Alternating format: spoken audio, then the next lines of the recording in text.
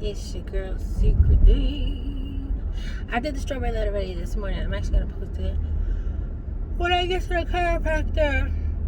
My hair is different because, bruh, I did my hair parts last night, and I was like, okay, usually you do braids or twists or whatever, and you want like a good, decent size. You do it a little bit smaller in the front. So it's a little bit full, not like crazy, but a little bit smaller.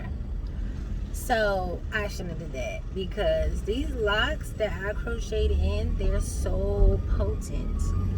Like my hair now, I think I just have to put 4 more in, because I took out the whole front of my hair and like combined mad parts because it was too much hair on my head.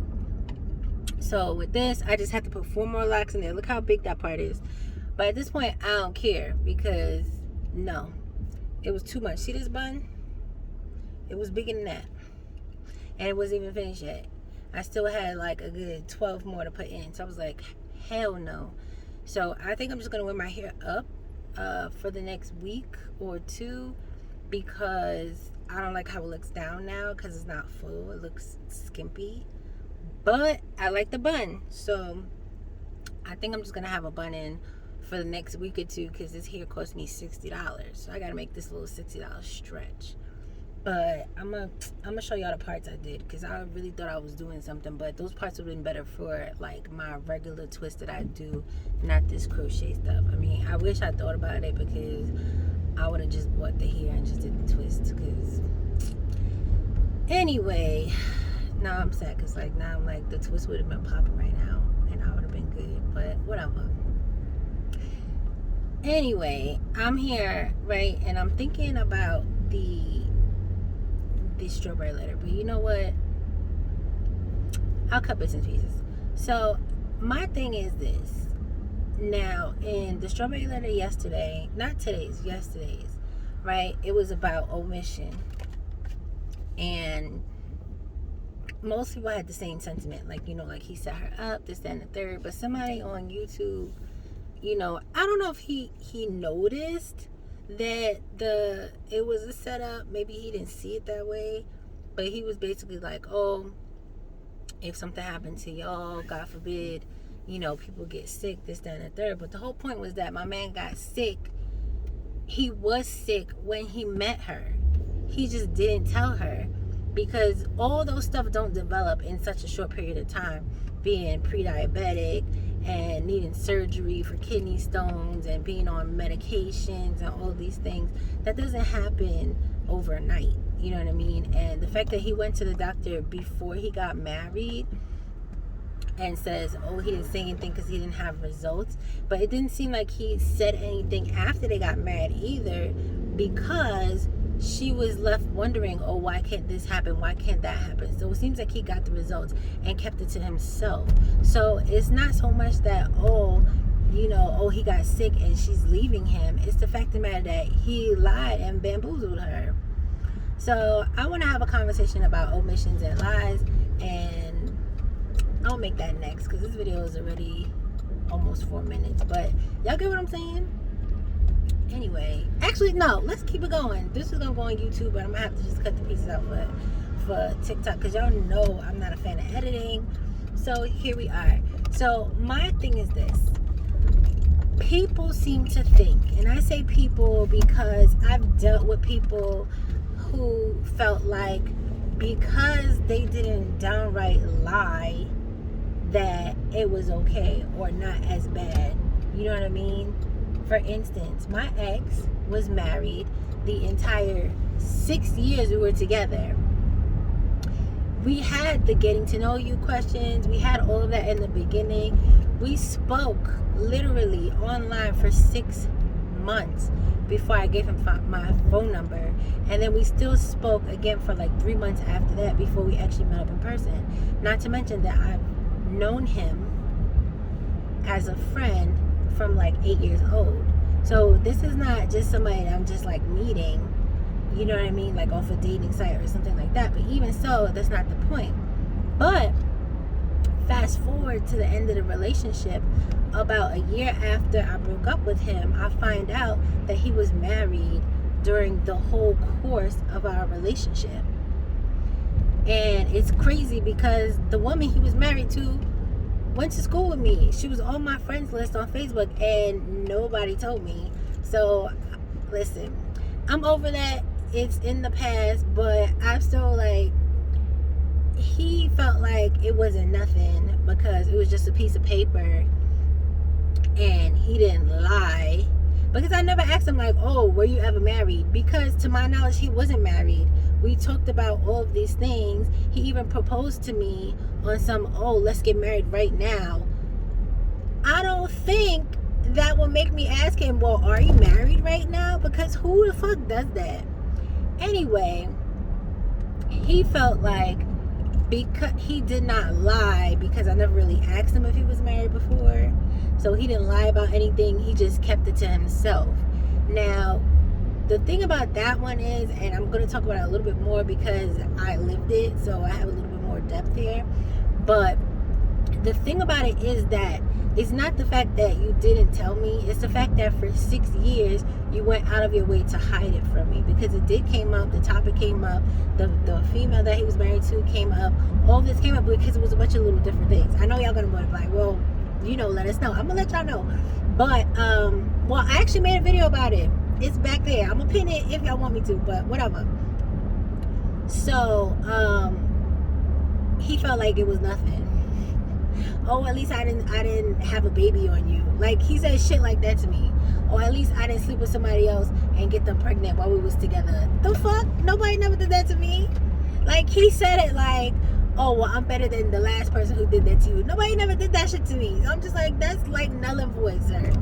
Anyway, I say all that to say this. Do you guys think that omissions are better than lies, the same as lies, worse than lies? Now, my thing is this: when you omit information, it depends on what it is. So you can omit something from a conversation or what have you, and it never come up again. You know what I mean? So there's like, okay, one time I just didn't say this in the moment. Like, for instance, oh, you want to go to this restaurant, and I went to the restaurant before with one of my exes, but I didn't tell you that when we went there. I was just like, oh yeah, okay, we can try it, instead of saying, oh, you know, I went there plenty of times with my ex, it was great. So instead of saying that, I was just like, oh, sure, we can try that. That's an omission, right? Because I didn't lie and say I never went.